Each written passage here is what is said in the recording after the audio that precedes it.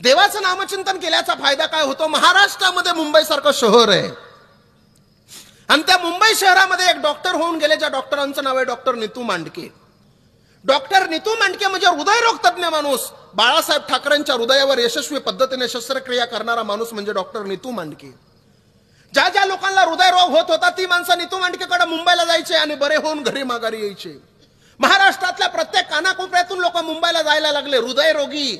अहो, महाराष्ट्रातले नाही, आता देशातले जायला लागले. देशातले नाही तर संपूर्ण जगातले लोक, अमेरिका, जपान, जर्मनी, फ्रान्स अशा वेगवेगळ्या देशातून लोक मुंबईला यायला लागली.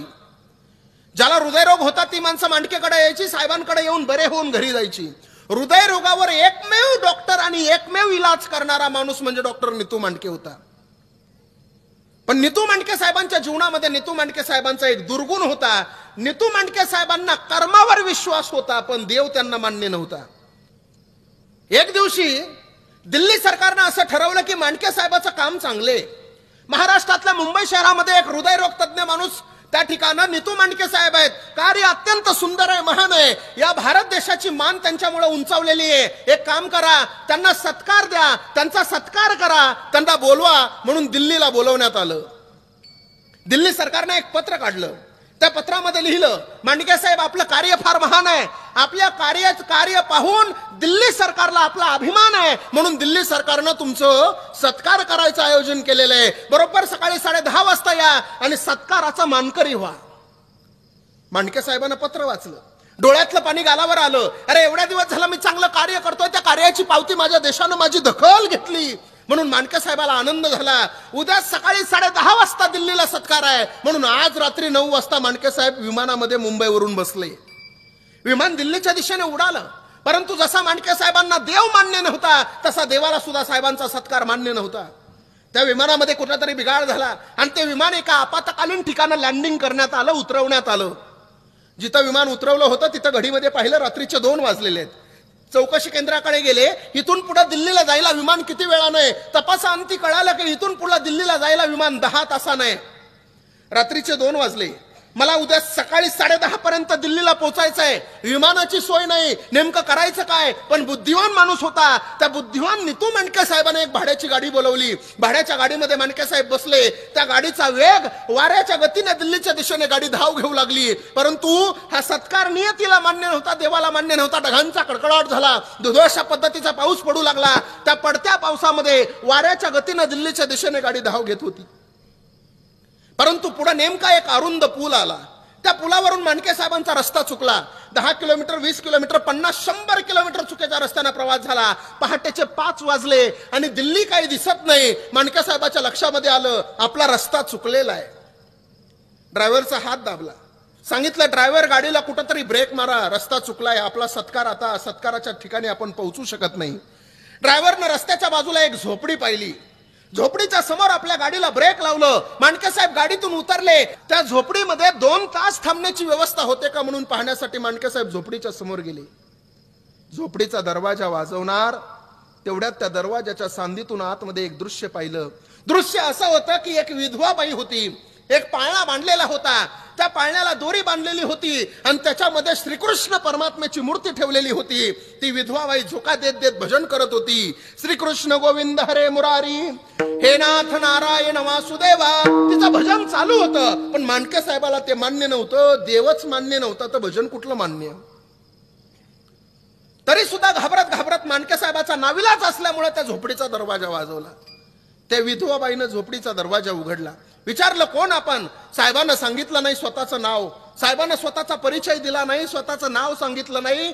फक्त साहेबांना एवढंच सांगितलं की आम्ही दिल्लीला चाललो होतो, रस्ता चुकलोय, तुझ्या इथं थोड्या वेळ थांबण्याची व्यवस्था होईल का? ती विधवा बाई म्हणती, साहेब आमचं कामच आहे अतिथी देवो भव. या घरामध्ये घेतलं, बसायला घोंगडी टाकली. साहेबांना एक पाण्याचा तांब्या भरून दिला. साहेबांनी पाणी ग्रहण केलं आणि त्या ताईनं सांगितलं, साहेब 2 मिनिटं थांबा, तुम्हाला चहा टाकते. चुलीवर चहा टाकला महिला मंडळ. चहा टाकला, पण देवाच्या नामचिंतनाची एवढी वेडी होती, तिला वाटलं चहा उकळेपर्यंत पुन्हा पाळण्याच्या समोर जाऊ, देवाचं भजन करू. पुन्हा पाळण्याच्या पुढे गेली, पुन्हा भजन करायला लागली, पुन्हा झोका द्यायला लागली. श्रीकृष्ण गोविंद हरे मुरारी, हे नाथ नारायण वासुदेवा. 5 मिनिटं, 10 मिनिटं, 15 मिनिटं, 20 मिनिटं भजनामध्ये दंगून गेली, रममान होऊन गेली.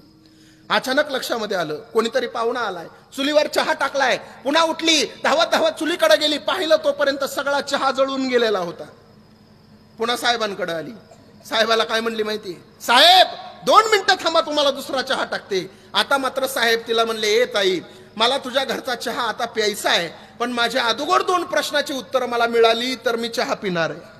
ती ताई म्हणली, साहेब तुमचं नाव तरी सांगा. साहेब म्हणले, माझं नाव मी नंतर सांगतो, अगोदर माझ्या प्रश्नाची उत्तर दे. न राहून त्या मांडके साहेबांना तिला पहिला प्रश्न विचारला, का ग ताई, गेली अर्धा तास झाला मी पाहतोय त्या पाळण्याला तू झोका देतीये, त्या पाळण्यामध्ये नेमकं कोण आहे? त्यावेळेस त्या ताईनं सांगितलं, साहेब त्या पाळण्यामध्ये माझा श्रीकृष्ण परमात्मा आहे.